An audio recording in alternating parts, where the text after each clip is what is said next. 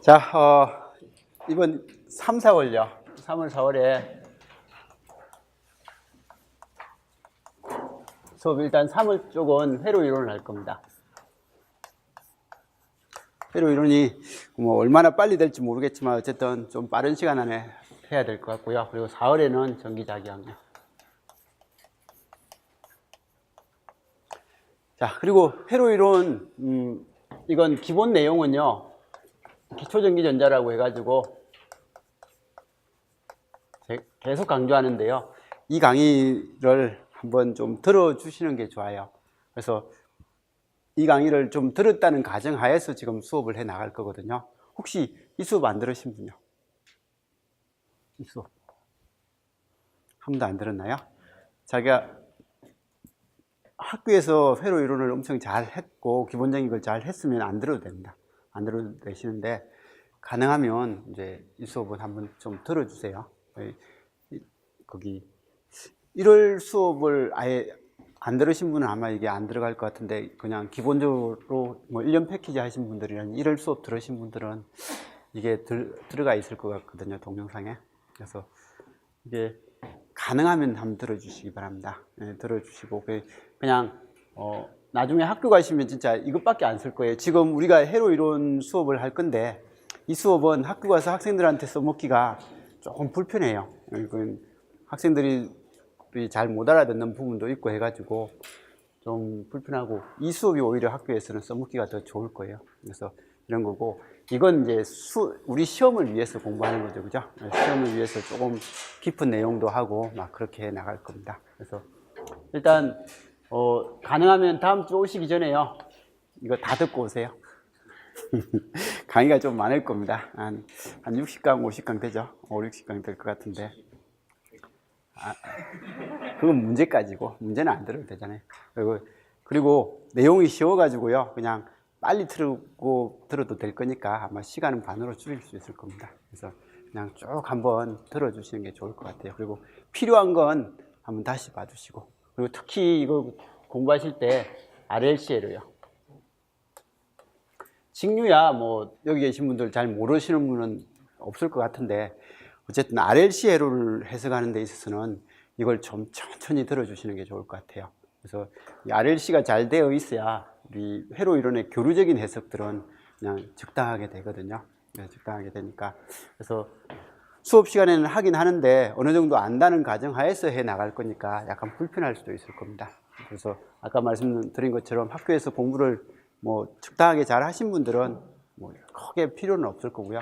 이제 다시 한 번 더 봐야 되겠다라고 생각되시는 분들만이라도 꼭 좀 봐주시기 바랍니다. 그리고 아까도 말씀드렸듯이 나중에 학교 가가지고 이 과목에 관련된 과목을 가르치려고 할 때 거의 이 정도의 수준만 알면 고등학교 수업은 다 될 겁니다. 제가 이 자료를 만들 때요, 거기 기능사 수업을 할 때 기능사 학생들 교재 정리해가지고 했던 자료거든요. 그래서 전기 이론 할 때요.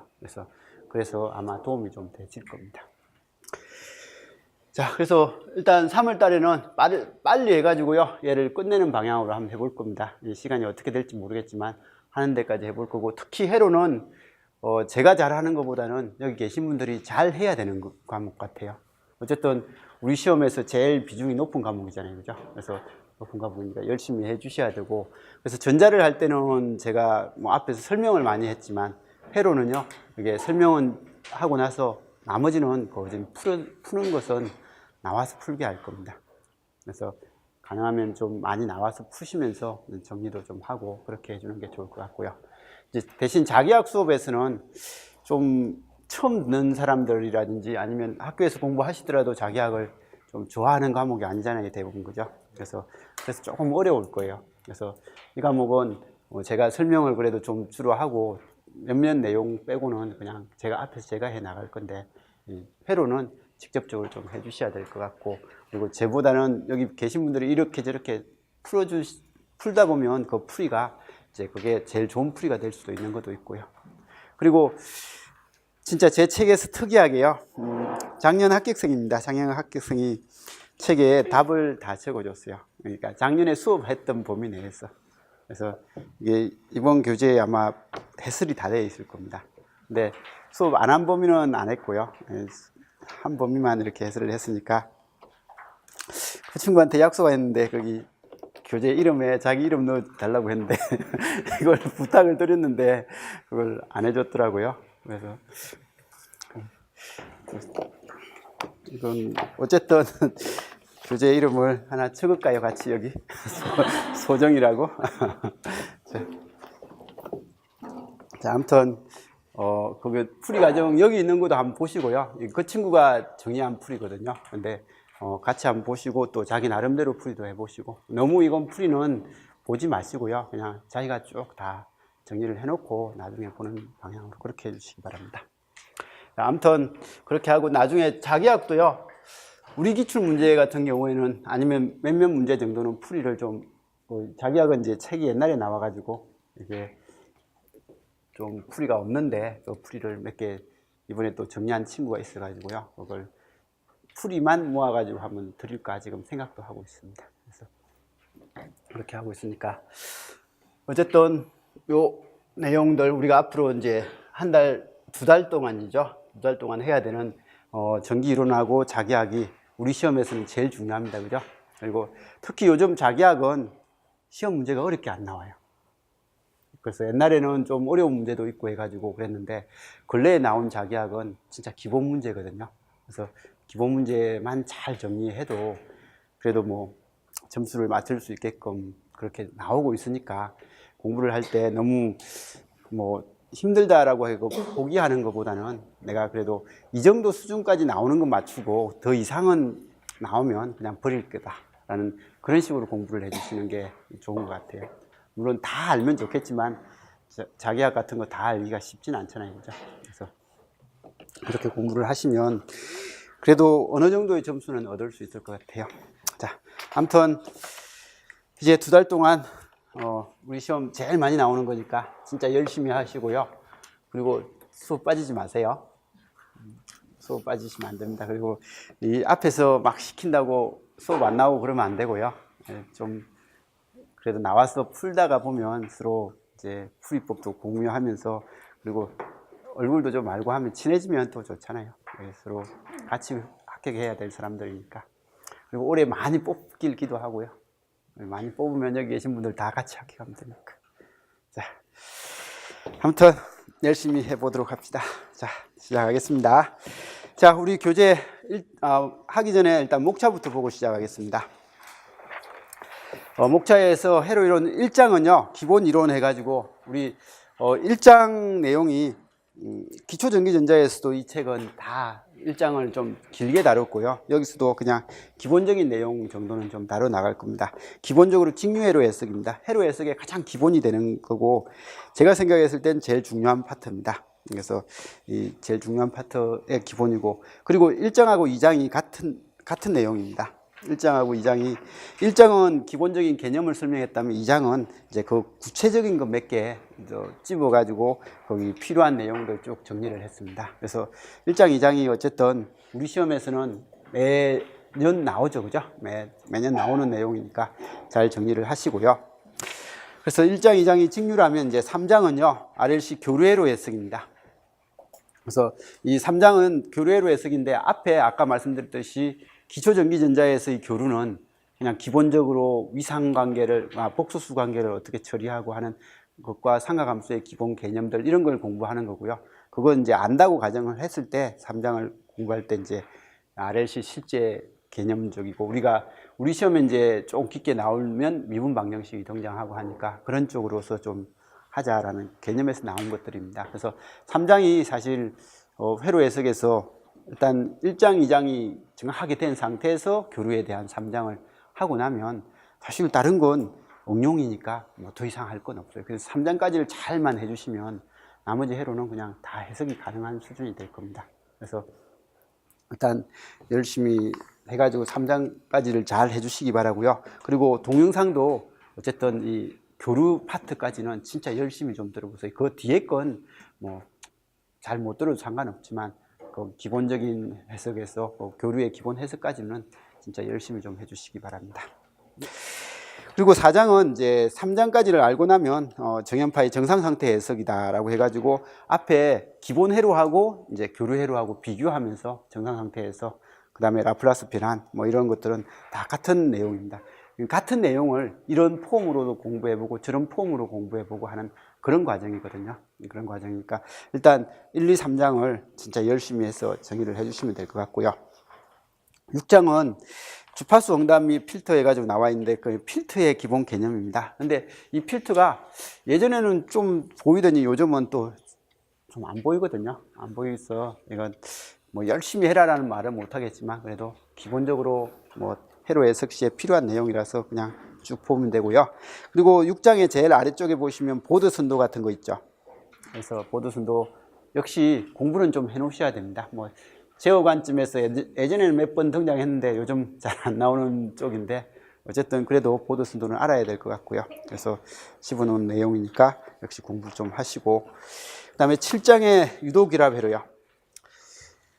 변압기도 근래에서는 잘 안 나오는 파트입니다. 근데 그래도 꼭 알아야 되는 거죠. 어쨌든 꼭 알아야 되는 부분이라서. 그리고 회로적으로 이 변압기를 해석할 때 좀 어렵게 공부할 때는 일반적인 변압기에 대한 해석을 다 해야 되지만 우리 시험에서는 나오면 보통 이상적인 변압기 위주로 많이 나오니까 그 이상적인 변압기 위주로 공부를 해주시면 공부할 것도 별로 없습니다. 그냥 기본적인 해석 정도만 알아도 되는 거. 그래서 어쨌든 그 L에 관련된 내용인데 역시 우리 시험에는 좀 덜 나오고요. 그 다음에 퓨리의 변환하고 급수가 있는데 이건 할 생각이 별로 없습니다. 일단 예, 열심히 해주려고 옛날에는 진짜 열심히 했거든요. 이 부분도 열심히 하고 통신을 열심히 하면서 했는데 시험에 잘 안 나와가지고 요즘 어떻게 해야 될지 모르겠습니다. 그래서 하는 데까지 일단 해보고 그 다음에 9장은요 시험 자체로는 포트회로가 투포트 회로가 시험에 잘 안 나옵니다. 뭐 투포트를 구해라 뭐 이런 식의 관계 투포트 회로에서 Z 파라메타 뭐 ABCD 파라메타 이런 걸 해라라는 건 안 나와요. 안 나오는데 투포트 회로의 해석은 모든 회로의 기본인 것 같아요. 그래서 그 수식을 적어 놓고 그 수식에 맞는 그림도 한번 그려보고 그리고 그 수식을 정리하는 방법, 그러니까 어떤 값을 구할 때 어떤 요소를 제거시킨다라고 이렇게 이야기를 했을 때 그 제거시키는 방법에 대해서 정리를 쭉 하고 있거든요. 그래서 투포트 회로는 시험하고 상관없이 여기 계신 분들이 다 잘해야 되는 거예요. 실제로 가가지고 어떤 모르는 회로가 딱 손에 주어졌다. 그럼 그걸 해석할 때 가장 중요한 게 이 포트 회로 기본 해석을 잘 해야 되는 거예요. 그래서 이런 것들을 잘 하고 나면 회로가 막히는 회로가 나와도 뭐 별 부담 없이 해 나갈 수 있어요. 근데 이런 것들이 안 되면 그러니까 내가 알던 회로는 푸는데 내가 못 보던 회로가 딱 질문이 들어오면 그에 대해서는 어떻게 할까라는 그게 감이 안 잡혀가지고 힘들어요. 그래서 이 투포트 회로는 일단 기본적으로 회로를 내가 잘 해석하려고 한다면 무조건 잘 해놓으셔야 될 파트입니다. 그래서 좀 열심히 좀 봐주시기 바라고요. 연산정폭기야 우리 OPM 어디죠? 전자공학에서 다룬 거니까 이건 이 책에 들어갔는데 이게 사실 우리만 보려고 한 책이 아니라 저기 공무원 7급하고 같이 보려고 한 책이라서 이게 들어가 있는 겁니다. 우리 수업 시간에는 전자 쪽에서 다루는 거니까 여기서는 다루지 않을 겁니다. 그래서 이렇게 해서 어쨌든 9장까지 우리가 수업 시간에 할 거고요. 그 8장은 우리 시험에 나왔던 형태 정도만 몇 개만 하고요. 너무 깊게는 안 다루려고 할 겁니다. 괜히 하다 보니까 예전에 학생들이 너무 힘들어 해가지고 시험에 막 나오면 힘들어도 열심히 할 건데 안 나오는 파트라서 잘 안 하더라고요. 그래서 듣고 싶은 분은 예전에 동영상이 있으니까 그 부분 컨트롤 C 해놓을 테니까 그렇게 보시고 그렇게 하는 게 좋을 것 같다는 생각이 듭니다. 자, 그러면 우리 교재 1페이지 1장부터 보도록 하겠습니다. 그래서 교재 1장 해가지고요, 기본 회로입니다. 그래서 일반적으로 회로망의 가장 기본적인 해석들을 쭉 정리를 해놓은 부분이라서 그런 것들은 한번 봐주셔야 될 부분이고 여기 있는 것들은 다 한번 읽어보세요. 1절 해가지고 회로 이론의 개요 해가지고요 나와 있는데 이건 회로 이론 책에 있는 내용을 그냥 그대로 캡처해 왔어요. 그냥 컨트롤 C 해와가지고 그대로 했더니 워드 작업까지 해주셔가지고 이렇게 만들어 주시더라고요. 그래서 전자기하고 회로 이론의 관계, 그다음에 전자기 이론이 아니라 회로 이론에서 적용되는 세 가지 가정이라는 단어가 있죠. 이것만 한번 읽어봅시다. 자, 전기효과, 즉 전기장애에서의 변화라고 이렇게 되어 있는데, 전기효과는 하나의 시스템 전체에서 순간적으로 발생한다라는 거. 이건 회로 이론을 공부할 때 하나의 상식입니다. 우리 기본적으로 전파의 개념을 설명할 때요, 한 번 파가 진동할 때 걸리는 시간은 뭐고요? 주기라고 하고, 그리고 1초에 몇 번 진동하느냐라는 단어는 주파수로서 배웁니다. 근데 이 파가 한 번 진동하면서 나아가는 거리라고 할 때는요, 거리라고 할 때는 얘는 뭐라고 불러요? 얘는 파장이라는 용어를 씁니다. 그래서 이 파장이라는 용어를 쓰고요. 그랬을 때 파의 시작점에서 이게 시간이 지나가지고 이렇게 가면 여기 파의 위상이 이렇게 달라지죠, 그죠? 파의 그 시작점에서 파가 이동을 하게 되면요, 만일에 이렇게 이동했다라고 하면 여기서 요만큼 이동을 한 관계는 위상차라고 이렇게 이야기를 합니다. 근데 우리가 사용하는 교류 신호요, 교류는 주파수가 얼마짜리죠? 60Hz입니다, 그죠? 근데 여기 계신 분 중에서 통신을 전공하신 분 같은 경우에는 RF라는 단어를 많이 들어봤을 겁니다. 자, 우리 보통 RF라고 이야기하는, 요즘 RF라고 이야기하면, 예전에는 그냥 한 30km 정도 이상이 되면 다 RF인데, 요즘은 이런 주파수거든요. 이게요 10기가 정도요, 1에서 10기가 정도의 기본 주파수입니다. 그러면 이런 주파수를 다루는 해석과 이런 주파수를 다루는 신호의 해석은 조금은 다르게 해석됩니다. 우리가 사용되는 이거요, 이게 뭐죠? 이게 2862 기판이, 그죠? 그래서 2828인가요? 네, 좀 길게 할까요? 그래서 28칸에 뭐 레슨 2칸에 이게 빵판이라고 우리가 이야기하나요? 어쨌든 이 기판요, 기판에 소자를 부품을 배치를 하고요,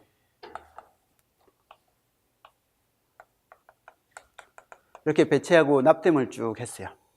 근데 납땜을 했는데 여기서 소자를 부품을 배치하고 납땜을 할 때 신호를 넣어주고요, 신호를 넣어주고 해서 이게 동작을 시킬 건데, 그때 이 소자의 시작점과 끝점, 이 시작점과 끝점, 이런 것들의 시작점과 끝점에서 이런 것들을 해석할 때는 모든 애들에서요, 땅 하는 순간에 여기도 전류가 흐르고 여기도 전류가 흐르고 여기도 전류가 흐르게끔 동작을 한다라고 해석을 해요. 그렇게 하는 해석이 있고요. 그 다음에 이거요, 우리가 이런 애들을 사용을 하면요, 주파수가 10기가예요. 파장이 얼마죠? 혹시 아나요? 주파수가 10기가면 파장이 얼마죠? 아마 3cm 정도 될 거예요. 그래서 파장이 3cm 정도 되면요, 파의 시작점과 끝점이 3cm로 이루어져요. 그러면 이 저항 하나를 지나갈 때요, 저항 하나를 지나갈 때 저항 하나가 보통 0.5cm 정도 되죠, 그죠? 그래서 0.5cm보다 좀 리드까지 하면 좀 더 커요. 근데 저항의 시작점하고 저항의 끝점에 위상차가 나요. 그러니까 시작점은 0도의 위상을 가진 거라면 이게 저항이 끝나는 지점은 90도 가까이 되는 위상을 가져요. 그럼 그렇게 돼버리면 우리가 할 때는, 우리는 전압을 탁 걸면 여기든 여기든 이 회로에 있는 기판에 모든 소자에 똑같은 전류가 흐르고 똑같은 위상관계가 된다라고 그렇게 예측을 하거든요. 예측을 해서 회로 해석을 해 나가는데, 이게 아주 높은 주파수를 다룰 때는 이 시작점과 부품의 시작점과 끝점의 위상이 서로 달라가지고 해석을 다르게 해줘야 될 그런 상황이 생겨요. 그래서 아주 높은 주파수를 다루는 시스템에서는요, 부품 배치를 이렇게 하면 엄청 욕들어요. 엄청 욕듣고 부품 배치를 할 때 아주 조밀조밀하게 해요. 그리고 여기 사용되는 소자의 저항도요, 우리가 이런 저항 안 쓰잖아요. 그때는 이런 저항을 쓰는 곳은 그냥 낮은 주파수를 다루고 하는 이런 쪽에서 이런 저항을 쓰지만, 높은 주파수에는요, 이게 시작점과 끝점의 위상관계가 달라지니까 안 된다. 그래서 저항은 아주 작게 칩 저항 만들어 쓰고 있죠. 그래서 칩 저항을 써야만 저항의 시작점과 끝점의 위상이 가 있거든요. 그러면 그건 하나의 저항으로 이 집중 정수라는 그런 이름으로 사용이 되게 됩니다. 그래서 이렇게 되는 거니까 높은 주파수를 다루는 학문에서는요, 이게 함부로 이 저항을 길게 뽑아 쓰고 하는 이런 일을 못 해요. 못 하는데 이제 우리는 쓰는 건요, 교류 60Hz, 뭐 1kHz, 10kHz 이 정도의 주파수를 씁니다. 그러면 이런 주파수를 쓸 때는 파장이 엄청 길어요. 파장이 몇 킬로, 몇십 킬로가 되거든요. 그러면 파장이 몇 킬로, 몇십 킬로가 되면 이게 엄청 길 때는요, 이 전압을 걸어가지고 이 소자의 동작을 하는 형태를 보면 이 소자의 이점이나 끝점이나요, 위상으로 따지면 그냥 여기서 다 나오거든요. 그러면 여기서 나오기 때문에 뭐 시작점이나 끝점의 위상관계가 달라진 그런 해석이 필요 없더라는 거죠. 그래서 필요 없어가지고 그냥 파워를 탁 집어넣으면 전류가 흐른다라고 하면 모든 곳에 똑같은 형태의 위상관계로서 전류가 흐르게 되더라.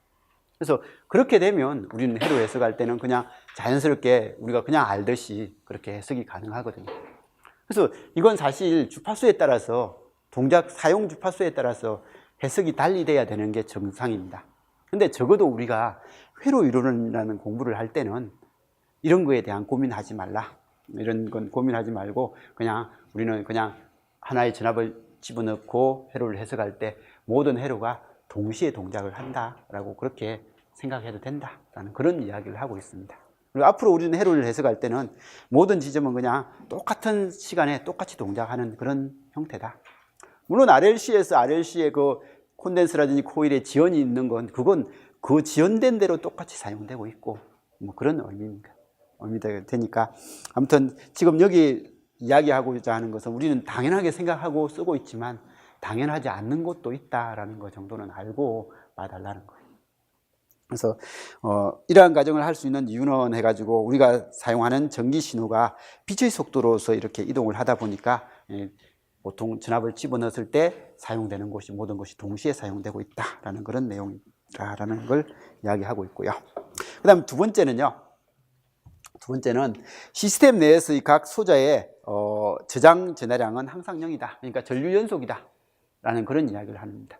그래서 우리 나중에 자기학에서 이야기하겠지만 이런 단어요. 우리 시험에 한 번 등장했나요? 다이버전스 J요. 마이너스 라운드 T분의 라운드 로브 이런 단어가 있는데 전류 밀도의 발산입니다. 그러니까 전류가 밖으로 나가려면 최적 전하가 줄어야 된다. 이런 거예요. 소스 쪽으로 전류가 들어오기만 들어오고요, 밖으로 나가지 않으면요, 이 덩어리 안에는 전하량이 어떻게 되는 거예요? 전하량이 계속 늘어나죠. 늘어나니까 전류가 들어오고 있는 상황이다라는 거예요. 그래서 이게 전류 밀도의 발산이요, 이 최적 전하 밀도가 커지면 이건 마이너스 전류 발산을 한다라고 그렇게 이야기를 하고요. 그 다음에 어떤 덩어리에서 전하가 나가기만 나가면 얘는 최적 전하가 줄어들죠. 최적 전하가, 이 전하가 밖으로 빠져나가면 이 덩어리 내에 있는 Q 값이 줄어들어요. Q 값이 줄어들면 델타 V에 대한 델타 Q가 이 보통 로버이잖아요. 그죠? 최적 전하 밀도라고 하는데 이 최적 전하가 감소한다. 그럼 감소하면 이 값이 감소하니까 여기에 마이너스 없어지니까 이건 이 공간에서 전하가 밖으로 빠져나간다라는 그런 이야기를 하는 거예요. 그래서 이게 다이버전스 J다라고 해서 전류 밀도가 밖으로 빠져나간다, 발산이 일어난다라는 그런 이야기로서 사용을 합니다. 근데 이제 우리가 사용할 때 회로 이론에서는 이런 회로 중간에 이런 소스는 없다. 이런 애들은 없고 그냥 들어온 것만큼 뭐 한다고요? 나간다. 그래서 전류 연속이다라는 그런 이야기를 쓰고, 그죠? 그래서 전류 연속이다라고 쓰고 들어오는 전하량만큼 나가니까 최적 전하 밀도의 시간적인 변화는 없다. 없으니까 항상 전류는 들어온 것만큼 나가는 거지 뭐 다른 데서 사용되지, 그 가운데서 축적돼 있고 뭐 그러지는 않더라라고 하는 그 이야기를 하고 있습니다. 그래서 우리는 지금까지 공부하면서 회로에서 전하가 축적돼 가지고 뭐 전류가 안 흘러가고 하는 그런 건 없잖아요, 그죠?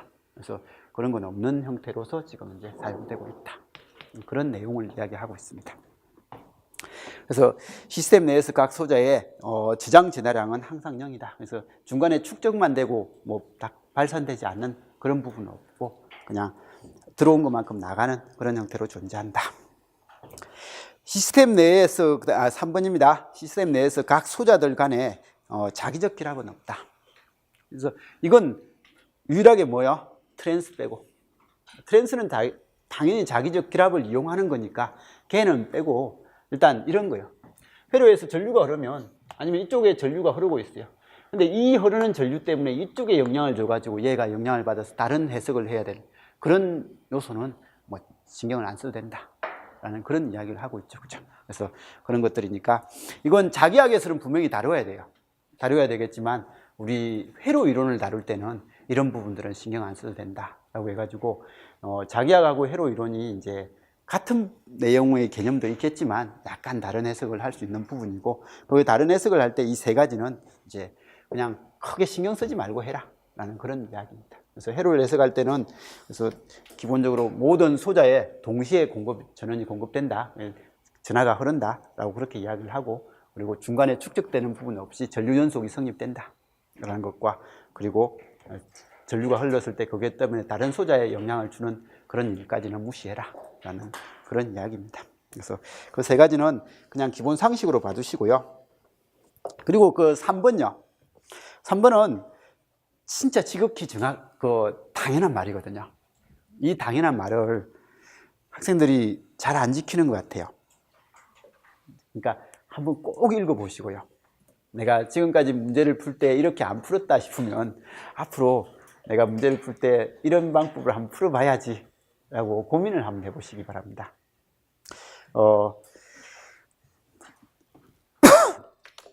이게 회로 이론의 문제가 아니라요. 모든 사항이죠. 그죠? 우리가 앞으로 주어지는 모든 문제에 대해서 어떤 문제가 주어지면 주어진 것이 뭐고 정확하게 구해야 될 것이 뭐다. 라는 이건 꼭 필요한 거죠. 그래서 우리가 보통 문제를 볼 때 문제가 안 읽히는 사람들 있잖아요. 문제가 대충 내가 특히 잘 모르는 내용. 뭐 회로를 잘하면 회로 문제는 잘 읽혀요. 근데 자기학이 내가 약하면 이 자기학 질문이 문제를 읽었는데 느낌이 안 오는 것들 있잖아요. 그죠? 그래서 그런 느낌이 안 오는 문제를 분석을 좀 열심히 하라는 거예요. 열심히 해가지고 일단 정확하게 주어진 어떤 게 주어져 있고 그리고 구하라고 하는 게 정확하게 뭔지 그걸 먼저 체크를 해라. 그런 내용입니다. 그래서 그게 체크가 되면 이제 두 번째죠. 수업 시간에 많이 이야기하겠지만 주어진 사항을 내가 제일 잘 아는 형식으로 그림을 등가화시키는 거예요. 그래서 그게 두 번째가 회로도 또는 다른 시각적인 형태의 그 모델링화 해라 라고 그렇게 이야기를 합니다. 그래서 말로써 되어 있는 문제를요 그림으로 옮겨라 라는 그런 내용입니다. 그래서 그림으로 옮기는 거고 그 다음 세 번째는 뭐라고 되어 있어요? 여러 가지 해법들을 이용해서 그 중에서 뭘 선택하는 게 가장 효과적인지 해가지고 뭘 선택할지 결정을 하고 그거에 대해서 해답을 구해라 라는 그런 내용입니다. 지극히 당연하죠. 근데 이 지극히 당연한 걸 잘 안 하고요. 문제가 주어지면 문제를 해석을 해야 되는데 내가 아는 걸 해석을 해요. 내가 이걸 아는데 라고만 생각하고 정확하게 안 봐요. 안 보고 그냥 내 마음대로 풀어버리는 사람들이 간혹 있거든요. 그래서 일단 문제가 주어졌을 때 정확하게 어떤 문제고 하는 거 이런 것들을 잘 봐주시고 그래서 저번에 거기 학기 때 설명회 와서 한 친구가 이야기한 말이 좀 들으면서 진짜 저렇게도 하는구나 라고 했는데 문제를 잘 모르겠으면 문제를 정확하게 적는다고 하잖아요. 그죠? 적으면서 문장을 쭉 적다 보면 이게 이걸 풀라고 하는 거구나 라고 좀 더 자세히 알 수 있다고 해요. 그죠? 그래서 그런 거 들으면서 그건 도움 진짜 많이 되겠구나 라는 생각이 들어요. 그래서 자기가 잘 모르는 문제일수록 문제를 정확하게 분석하는 연습을 해 주셔야 됩니다. 그런 것들은 좀 잘 해주시기 바라고요. 그리고 이제 창의력을 이용해라. 이것까지는 모르겠습니다. 그냥 풀 수 있는 거니까 여러 가지 방법으로 한번 생각을 해보라는 거죠. 그죠? 그리고 답이 틀렸을 때가 아니라 우리는 주관식이에요. 주관식이기 때문에 좀 평상시에 푸는 방법을 여러 가지로 좀 해주시기 바랍니다. 그리고 내가 제일 잘하는 풀이법 하나를 만들고요. 한 2개 정도를 만들어야 될 것 같아요. 그리고 이렇게 다른 방법도 하나 해보시고. 그래서 적어도 풀이법은 2가지 정도, 특히 회로에 대한 풀이법은 2가지 이상으로 계속 정리를 좀 하십시오. 그리고 속도를 빠르게 해요. 빠르게 해놓으셔야 시험장에서 요구하는 풀이법으로 풀이를 적고 그게 풀이를 다 적었는데도 중간 과정에 실수하는 사람들이 있거든요. 저도 실수를 많이 하는 편이고 그러면 실수를 하면 다른 방법의 풀이를 빨리 해가지고 그냥 그건 정확하게 수술 안 돼도 되니까 그냥 이렇게 풀어가지고 답을 빨리 내버려 보는 거죠. 만일에 이걸 뭐 노드 방정식으로 풀어라 라고 하면 풀어놓고 그 다음에 노드 대입시켜가지고 전류 확인하는 거죠. 그래서 그런 것 정도는 평상시에 해주셔야 됩니다. 그래서 그렇게 해야 이 주관식 문제에서 자기가 다 풀었는데 다 아는 문제인데 혹시라도 실수해가지고 못 맞추는 문제는 줄일 수 있거든요. 그래서 그렇게 하니까 어쨌든 한 가지 답을 일단 우리는 주관식이다 보니까 답을 모르니까 한 가지 답을 만들어 놓고 그 검산하는 연습은 평상시에 많이 좀 해달라는 겁니다. 그래서 검산을 좀 생활해 해라 라는 그런 의도고요.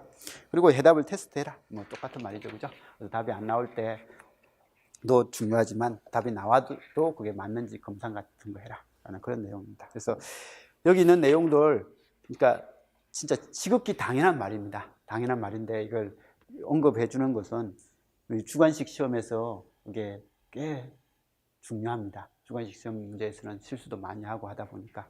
그래서 사실 예전에 뭐 14년도인가요? 13년도에 주관식 문제는 못 풀어서 거의 점수가 안 나온 적이 많았습니다.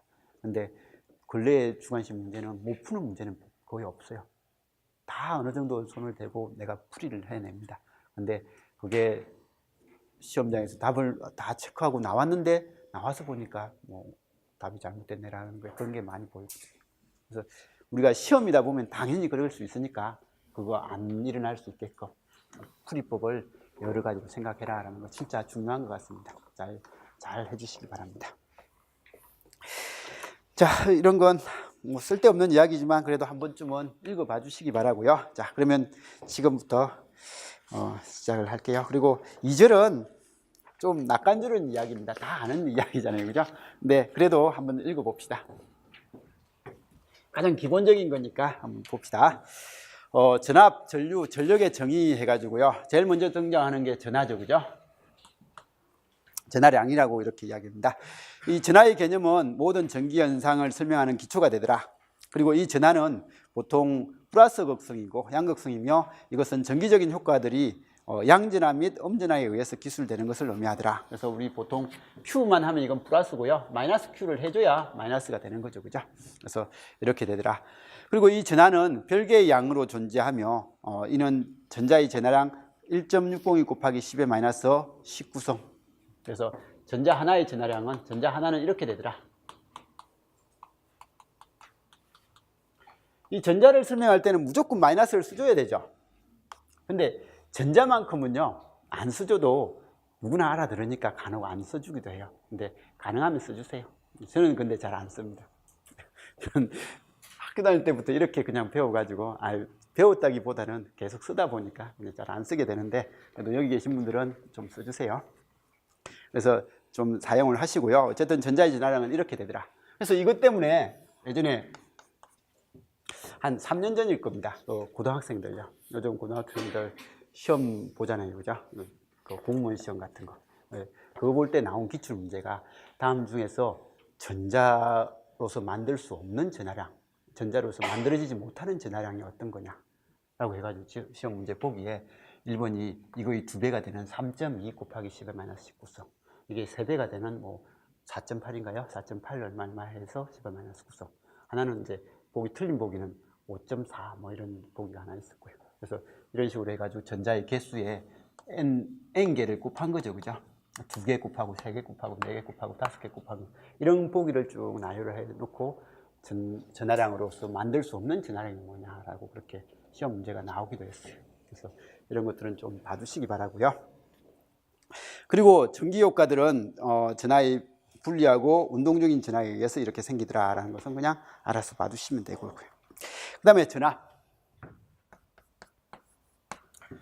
이건 전하량은 단위가 뭐예요? 쿨롱이고요. 전압은 단위가 볼트다.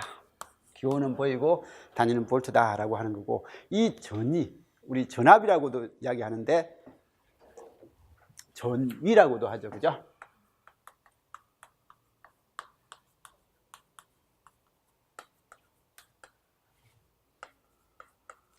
사실 이 전압을 정확하게 설명할 수 있는 사람이 그렇게 많지는 않아요. 자, 전압이 뭐예요? 라고 합니다.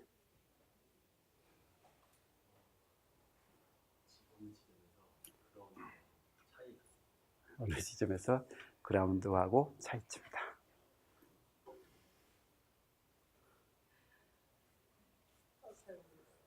아니, 그러니까 학생들한테 전압이 뭐다라고 설명을 해줘야 될 거잖아요, 그죠? 근데 그 설명이 너무 어려워요. 어떻게 전압을 어떻게 설명하죠? 전하의 위치?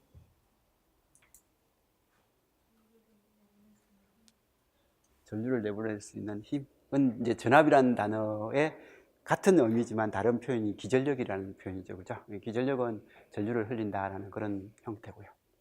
근데 전압이 뭐예요? 이제 우리 영어 선생님.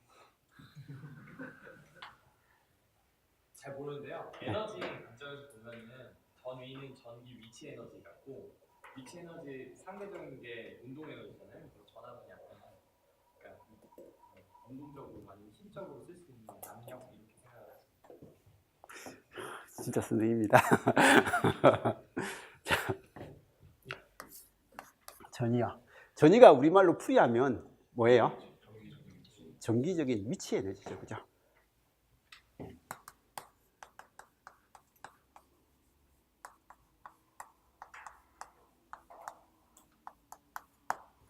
정기적인 위치 에너지다. 그러면 위치 에너지를 어떻게 표현할 건데? 라고 하면 아까 전에 그라운드에서라는 이야기를 썼는데 위치 에너지가 0이 되는 지점에서, 그죠? 위치 에너지가 0인 지점이 어디예요? 이게 전기적인 영향이 없는 공간이에요. 그러니까 어떤 전압 Q가 있으면 이 Q에 의해서 전기적인 영향이 미치는 공간이 전기장이잖아요, 그죠? 그럼 전기장이 이렇게 있을 거고 이 전기장에 영향이 없는 공간이 전기적인 위치 에너지가 0인 거예요. 그래서 그 전기적인 위치 에너지가 0인 공간은 우리 나중에 자기학 공부를 하다 보면 점전하일 때는 무한이 떨어진 지점, 그리고 선전하를 사용할 때, 즉 동축 케이블을 사용할 때는 전기적인 위치 에너지는 이제 외부 도체, 이게 동축 케이블 가지고는 바깥쪽 도체를 보통 접지를 시켜서 사용을 하거든요. 그래서 접지를 시켜서 보니까 전기적인 위치 에너지가 0인 지점은 여기를 잡아요. 여기를 잡고. 그 다음 면전할 경우에는요, 우리 콘덴서 같은 거, 그죠? 평판 콘덴서 같은 거 있잖아요. 그래서 평판 콘덴서에서 전기적인 위치 에너지가 0인 지점은 플러스하고 마이너스를 잡을 때 이 마이너스를 잡는 이쪽을 위치 에너지가 0인 지점으로 잡아요. 그래서 이렇게 해가지고 딱 세 가지 형태만 우리는 알면 됩니다. 전기적인 위치 에너지를 0으로 잡는 곳은 평판에서는 반대쪽 극판, 이게 동축에서는 바깥쪽 도체, 그리고 그냥 우리가 일반적으로 해석할 때는 이건 무한히 떨어진 지점이라고 그렇게 세 가지로 해석을 하는데, 이 무한히 떨어진 지점이 여기입니다. 여기가 전위가 0인 지점이에요. 전기적 위치 에너지가 0인 지점이에요. 그러면 위치 에너지가 0인 지점이라는 말은 전기적인 영향이 전혀 없는 공간이잖아요, 그죠? 여기서 제가 플러스 1쿨롱이라는 시험 전하를 가지고요, 원래는 Q 쿨롱으로 했답니다. 어느 전하를 가지고 얘를 가지고 오면 여기 지금 플러스하고 여기 플러스잖아요, 그죠? 플러스하고 플러스는 서로 어떤 영향을 미친다고요? 밀치입니다. 그러면 밀치는데 내가 가져오면 힘을 들잖아요, 그죠? 힘을 주면서 이렇게 가져와야 되니까 우리가 힘을 주고 그리만큼 움직이면 그게 일을 하는 거잖아요, 그죠? 그래서 에너지가 들어요. 그래서 여기 있는 전하를 이만큼 가져와가지고 여기까지 탁 갖다 놓으면요, 내가 이만큼의 일을 했습니다. 그래서 이게 어떤 W1이라는 일을 했다면 그 일의 크기가 얼마가 될 거예요? 그때 이 전하를 플러스 1쿨롱이라고 놓고 여기까지 가져올 때도 역시 일을 하게 되잖아요, 그죠? 일을 하게 될 때, 그때는 이만큼 했을 때 이 일을 이 점에서의 전기적인 위치 에너지가 된다라고 해서 이걸 전이라고 정의를 합니다. 그래서 전이라는 것은 내가 전위가 0인 지점, 그러니까 접지라 우리가 보통 전기적인 위치가 전혀 없는 공간에서 어느 지점까지 움직였을 때 Q라는 전하를 가지고 움직이면 그건 진짜 에너지가 되는데, 단위 전하, 그죠? 단위 전하를 가지고 요만큼 그 어떤 특정 위치까지 움직였을 때 사용한 일이 5줄이다 라고 하면 여기서 여기까지에서 여기 전위가 0일 때 여기는 5V의 전이다 라고 그렇게 이야기를 하는 거예요. 그럼 여기서 여기까지 가는데 20줄을 일을 했다 라고 하면 1쿨롱을 가지고 여기까지 움직였을 때 20줄의 일을 했다라고 하면 이 점에서의 전위가 뭐라고요? 20V다 라고 그렇게 이야기를 하는 거예요. 그래서 이게 전위의 가장 기본적인 정의입니다. 그래서 전위라는 말은 어떤 지점, 위치적인 에너지가 0인 데는, 정기적인 위치 에너지가 0인 지점에서 어느 지점까지 옮길 때 사용한 일, 얼마의 전하를 사용해 가지고요? 1쿨롱이라는 단위 시험 전하를 사용해서 이만큼 움직였을 때 사용하는 일을 이 점에서 이 전이다라고 하고, 이 전위의 가장 중요한 공식이 W는 QVS며 V는 뭐라고요? QV W. 이게 우리말로 하면 단위 전하당, 그죠? 단위 전하당 사용한 일의 양입니다, 그죠? 그래서 일의 양으로서 이렇게 표현을 하더라라는 게 이 점에서 이 전위로 표현하는 거예요. 그래서 정기적인 위치 에너지다라고 그렇게 이야기를 합니다. 그러면 정기적인 위치 에너지, 우리 그냥 위치 에너지는 뭐예요? 그냥 위치 에너지에서 위치 에너지가 0인 지점은 뭐예요? 지금 제가 서 있는 땅, 그죠? 땅에서 제가 막대기를 들고 아니면 공을 들고 이렇게 옮기면 위치 에너지가 커지죠. 놓으면 어디로 가요? 땅으로 떨어지죠. 이거하고 같이 이까지 가져올 때 내가 잡고 있는 힘인 거죠. 그래서 이걸 놓으면요, 그냥 쭉 떨어지는 거죠. 위치 에너지가 0인 지점으로 그냥 가는 그런 형태죠, 그죠? 그래서 그런 형태가 될 거다라는 것 정도는 좀 봐주시기 바라고요. 그래서 일단은 전위의 정의가 이겁니다. 단위 양전하, 플러스 1쿨롱의 전하를 가지고, 그죠? 플러스 1쿨롱의 전하를 가지고 어느 지점까지 옮겼을 때 사용한 일이 그 점에서 이 전이다라고 해가지고 나중에 뭐 이런 형태를 많이 이야기를 할 거예요. 그때 우리 이거요. 여기서 이까지 움직일 때 일이라는 것은 힘에다가 뭘 곱하면 돼요? 거리를 곱하면 되죠. 근데 이렇게 곱할 수 있는 경우는 딱 하나예요. 언제요? 내가 여기서 여기까지 움직일 때 사용한 힘이나 여기서 여기까지 움직일 때 사용한 힘들이 다 어떨 때? 같을 때는 이렇게 쓰죠. 다르면요? 다르면 여기부터 여기까지 적분하잖아요, 그죠? 그래서 이건 인테그랄 F의 뭐예요? dL을 하는 거죠. 그래서 이렇게 하고, 그 다음에 이제 이 힘이요. 힘이라는 게 여기 플러스 Q에 의해서 만들어진 전기장의 세기하고, 그죠? 전기장의 세기하고 전하량의 곱이잖아요, 그죠? 그래서 곱이니까 이게 F는 QE가 돼가지고요. 여기 사용하는 전하량과 여기 존재하는 전기장의 세기입니다. 그래서 전기장의 세기의 곱으로서 이루어지는 거고. 그리고 이건 Q의 E의 dL이니까요. dL이 되고, 전위가 0인 지점에서 전위가 어디요? 이제 내가 특정 지점, A 지점이라고 하면 A 지점까지 움직일 때 일을 하게 됩니다. 근데 전개의 방향은 어느 방향이고요? 플러스는 이쪽 방향이죠. 근데 내가 움직이는 방향은요, 여기서 저쪽으로 가는 방향이니까 벡터 내적이었어. 내적에서 서로 반대 방향이니까, 그죠? 반대 방향이니까 여기에 이걸 시점을 전위가 0인 지점이고 종점을 내가 원하는 지점으로 잡을 때는 여기에 마이너스를 써주고 이걸 스칼라로 취급을 하는 거예요. 그래서 마이너스를 쓰면서 이제 스칼라로 취급을 하는 거예요. 스칼라로 취급해서 사용을 하고, 그리고 이게 마이너스 Q의 E의 dL이다라는 이런 형태로 정의가 됩니다. 그래서 나중에 자기학 공부하면서 안 적어도 됩니다. 이거 자기학 할 때 다시 다 알 거예요. 이게 W는 Q의 이거니까, 그럼 이 Q를 얼마로 주면요? 1쿨롱을 줘버리면, 1쿨롱으로 줘버리면 이게 E의 dL요. 이게 전위가 0인 지점에서 어느 지점까지의 마이너스 써준 이 값을 우리는 뭐라고 그런다고요? W는 QV에서 Q 대신에 1이 들어가면요. 1이 들어가면 그때 한 일은 뭐하고 같다고요? 이게 전위하고 같다. 그 점에서 이 정기적인 위치 에너지하고 같다라고 해서 우리를 이걸 전위의 기본 수식으로서 정의를 합니다. 그래서 나중에 전위다라고 하는 것의 수식은 마이너스 전위가 0인 지점에서 내가 원하는 지점까지 E에 dl 이런 식으로 정의의 수식을 정의를 합니다. 그래서 이거 정도는 좀 잘 받으시고, 어쨌든 전이라는 것은 아까 우리 선생님이 이야기했듯이 정기적인 위치 에너지요. 그래서 정기적인 위치 에너지다라는 그 개념을 좀 계속 생각하면서 잘 익혀보시기 바랍니다. 그래서 이건 가장 기본적인 개념이면서 중요한 겁니다. 중요한 거고요. 근데 이게 Q 같은 경우가 계속 일정한 형태로 유지될 때는 그냥 W는 Q고요. 이제 미소, 시간적으로 변동을 하든지 그렇게 할 때는 뭐 전위를 이야기할 때 전위 V는 그래서 DQ분의 DW 뭐 이런 식으로 전위의 정의로서 나타냈죠. 그죠? 직류적으로는 그냥 V는 Q분의 W고요. 이제 교류 입장에서 이야기할 때 시간적으로 변동을 할 때는 보통 이런 관점에서 많이 이야기를 하기도 합니다.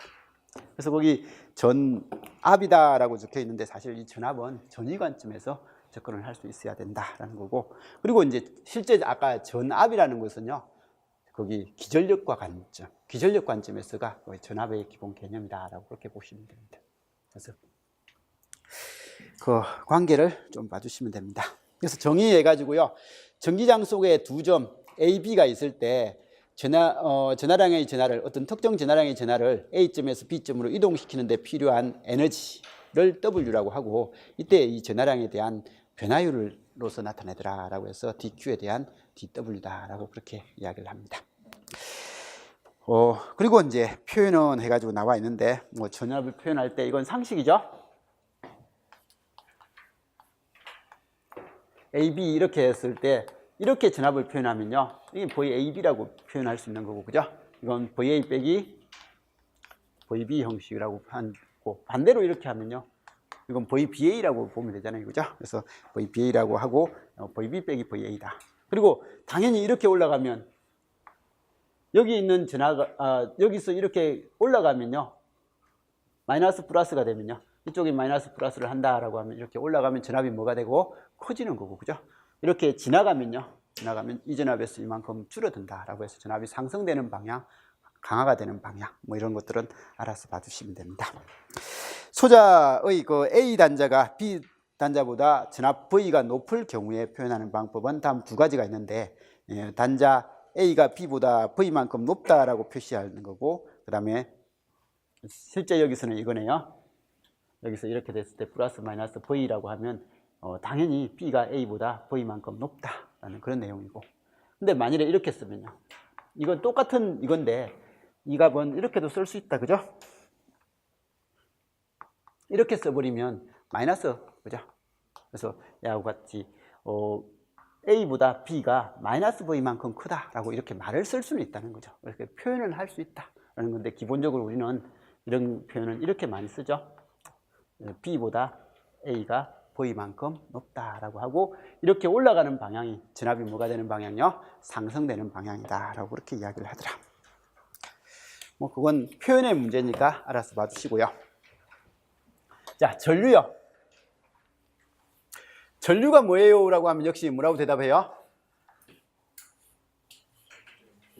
네. 전류가 뭐예요? 라고 했을 때 여전히 전기적인 흐름입니다 라고 이야기하는 건데, 우리는 그렇게 이야기하면 안 돼요. 뭐라고 이야기해야 돼요? 일정한 거리가 있을 때. 기초전기전자 안 들었죠? 왜 안 들어요? 누가 가르쳤어요, 그 사람?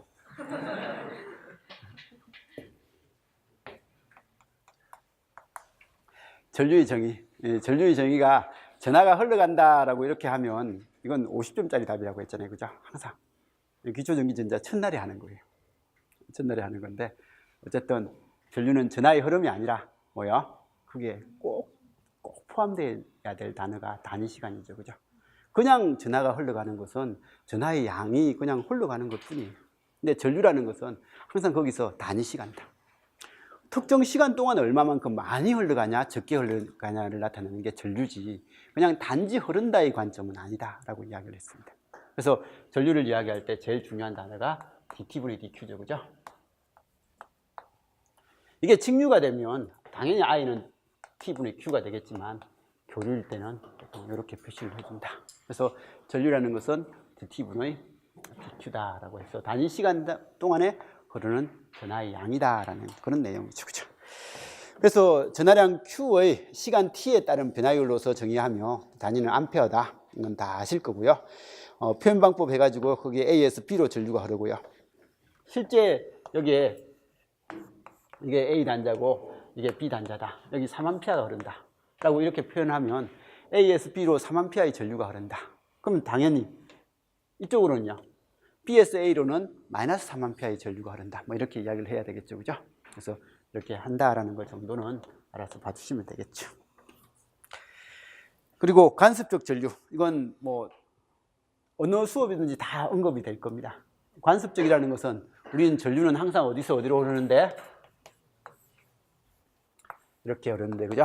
그래서 플러스에서 마이너스로 전류가 흐른다고 가정을 하는데 실제 이 전류의 흐름, 이 전류는 나중에도 이야기하겠지만 이런 전류죠. 실제 캐리어가 흘러가서 이루어지는 전류, 이 전도 전류가 흐른다고 하는데 이 전도 전류의 흐름이 플러스에서 마이너스로 간다고 생각했는데 이 캐리어를 체크해 보니까, 그죠? 한참 늦게 보니까 전자가 마이너스에서 플러스로 가더라. 그럼 우리는 전류가 마이너스에서 플러스로 가는 전류로서 해석을 해야 되냐라는 걸 나중에 생각을 하게 됐고, 근데 이렇게 하면 귀찮더라는 거죠. 그죠? 지금까지 다 이렇게 썼는데 라고 해가지고 그냥 전자는 이렇게 가지만 우리는 전류는 이렇게 가는 걸로 하자라고 하는 이런 전류를 우리는 간섭적 전류다라는 그런 의미로 쓰는 거고, 우리는 여전히 전류는 이렇게 흐른다고 알죠. 그죠? 그래서 이렇게 흐른다라고 이야기를 합니다. 그래서 전자가 발견되기 전에 전류에 대한 생각, 그게 관습적인 전류라는 거죠. 양극에서 음극으로 양의 전하가 흐르는 것으로 생각했는데 전자가 발견된 후에 전류에 대한 생각은 실제로 음에서, 이제 생각이 아니라 이건 실제죠. 그죠? 음에서 양으로 이렇게 흘러가더라라는 것을 나중에 발견했고, 그래서 이런 것들을 어떻게 할까 고민하다가 그냥 예전에 쓰던 대로 쓰자라는 게 결론이죠. 그죠? 자, 그리고 전력이라는 것은요. 전력이 뭐예요? 라고 하면 이건 전기가 가지고 있는 힘입니다. 파워죠. 그죠? 파워인데 그 힘을 나타낼 때 우리가 100V 전압을 걸었다. 전력이 얼마냐? 라고 하면 이 100V만 가지고는 전력을 이야기하지 못하더라. 100V를 걸었을 때 이 전류가 1A가 흐르면 얘는 전력이 얼마요? 100 곱하기 1 해가지고 이게 100W의 전력을 소모한다. 뭐 이런 이야기를 쓰는 거죠. 그죠? 그래서 전력이라는 것은 단지 전압만, 단지 전류만이라는 관점보다는 이런 전압을 걸었을 때 이런 전류가 들어간다라는 것을 나타내주는 그런 형태의 기호가 전력의 개념이 되는 거고, 그래서 전력 P는 우리 VI, 교류에서는 역시 P는 VI, 그죠? 그래서 이렇게 표시하는 거고, 그러면 이때 V라는 것은 아까 전에 BQ에 대한 D 뭐야? DW죠, 그죠? 그래서 단위 전하당 사용하는 그 에너지 형태입니다, 그죠? 그리고 I라는 것은요, DT분의 DQ가 되는 거고요. 그래서 이렇게 되니까 요거 약분되니까 이건 당연히 DT분의 DW죠, 그죠? 그래서 단위 시간에 하는 일을 우리는 전력이라고 그렇게 나타내더라라는 것 정도는 그냥 당연한 내용이니까 알아서 봐주시기 바라고요. 그래서 전력이다라고 하는 거, 전류, 전압 뭐 이런 관계는 알아서 표현을 잘 해주시면 좋을 것 같습니다. 자, 그 다음에 이제 9페이지요. 9페이지에 나와 있는 게 수동부호 규정이요. 자, 우리가 써야 될 가장 기초 내용입니다. 기초 내용이면서 제일 중요한 내용이죠. 그리고 다 알고 있는 내용입니다. 수동부호 규정.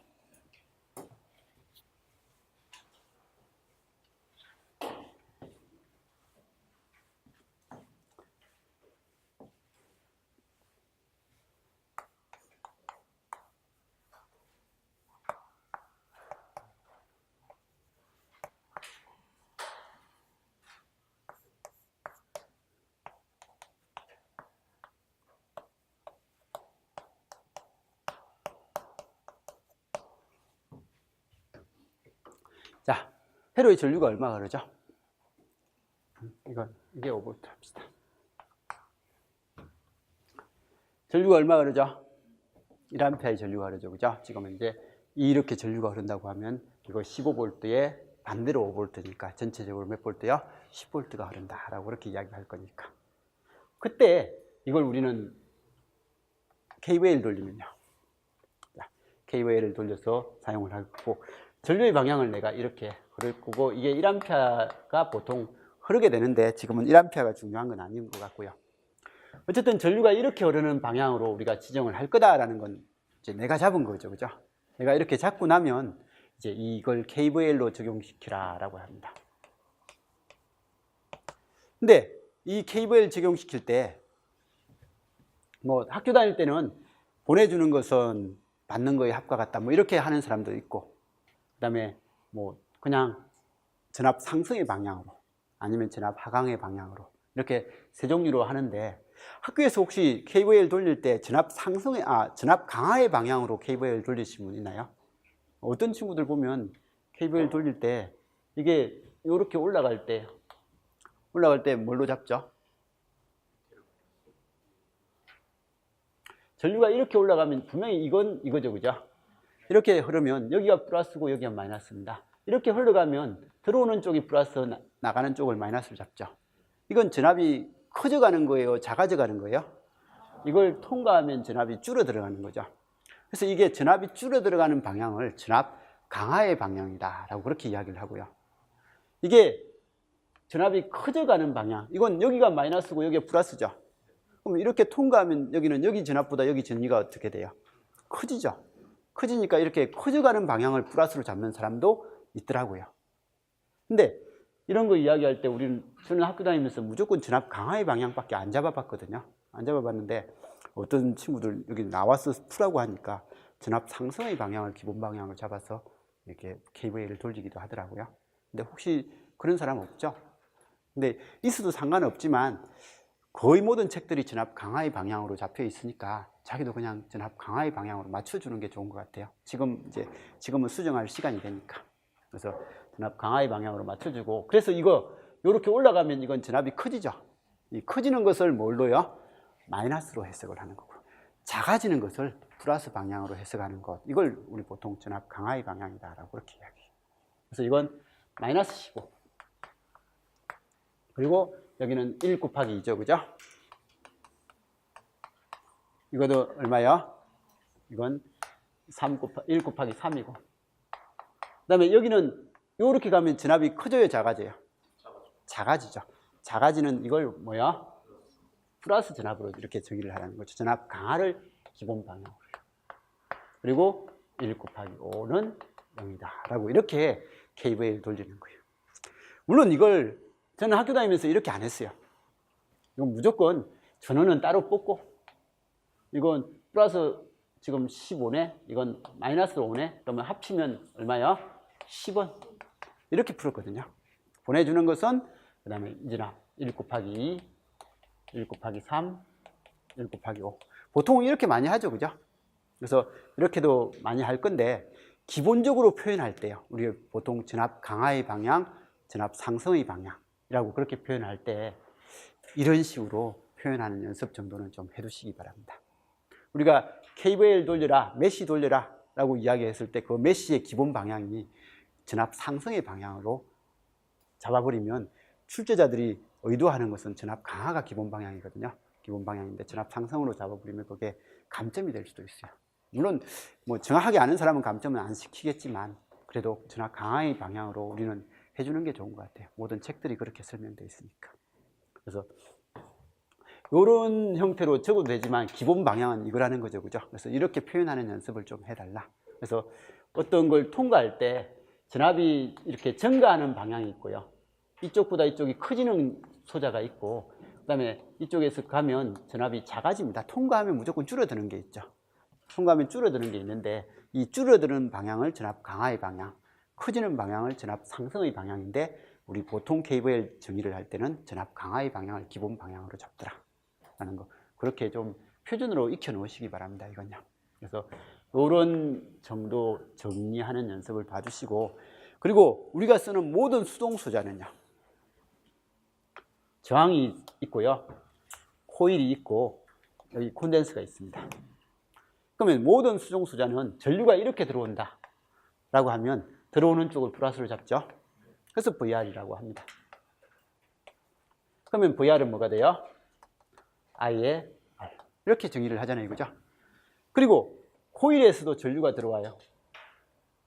들어오면 이 들어오는 쪽에 코일 L에서 전류가 들어오면 들어오는 쪽은 무조건 기본 방향은 이걸 잡아요. 그래서 나중에 KVL 돌리고 미분 방정식 세우고 막 할 때 처음에 이 방향을 잘못 잡아가지고 틀린 사람이 꽤 돼요. 이게 꼬여 있고 막 세워져 있고 뉘어져 있고 막 그러다 보면요. 근데 무조건 기본 방향은 전류를 기본으로 합니다. 전류가 들어오는 방향을 딱 정하고 나면 그 들어오는 쪽에 여기를 플러스로 잡는 거죠. 그래서 잡아가지고 이때도 VL은 뭐야? L DT분의 DIL. 그죠? 그래서 이게 코일에서의 그 수동부호 규정이고요. 그 다음에 콘덴스가 되면요. 역시 여기 들어오는 게 IC죠. 그죠? 이게 C고 들어오는 방향을 이걸 잡으면요. 이쪽을 VC로 잡는 거예요. 그래서 VC로 잡는 거고 VC의 기준 방향이 여기니까 그러면 여기서 이 관계는 IC는 CDT분의 DVC 했을 때 이 V가 어쨌든 이게 기본 방향이 여기가 플러스다. 그래서 모든 형태에서는 전류가 들어오는 곳을 기준으로 해서 이렇게 플러스를 잡아서 사용을 하더라. 이게 수동부호 규정이라는 거죠. 그죠? 그래서 수동부호 규정은 이렇게 된다. 그래서 모든 수동부호 규정에서 기본 방향은 전압 강하의 방향을 그냥 플러스 방향으로 잡더라. 그래서 통과하면 전압이 줄어든다. 통과하면 전압이 줄어든다. 통과하면 전압이 줄어든다는 개념으로 접근을 하더라. 라는 게 기본 개념입니다. 그러다 보니까 이제 이런 소스는요. 어떤 소스는 통과하면 전압이 커지는 것도 있고 어떤 소스는 통과하면 전압이 줄어드는 소스도 있잖아요. 그죠? 그래서 소스도 있으니까 얘들은 이제 그 규칙에 맞춰서 정의만 해주면 됩니다. 그 내용입니다. 그래서 그런 것 정도는 좀 구별해서 써달라. 그게 수동부호 규정이다라고 하고, 자, 또 수동부호 규정에 대해서 뭐 이런 것들이 있는데, 제가 뭔 이야기, 쓸데없는 이야기를 많이 해서 그런지 벌써 1시간이 가버렸네요. 조금 쉬었다가 이제 규정 이야기를 하도록 하겠습니다. 근데 졸지 맙시다. 왜 이렇게 졸아요? 아무리 재미없는 이야기를 해도 이렇게 졸면 안 되는데. 자, 좀 쉬었다 합시다.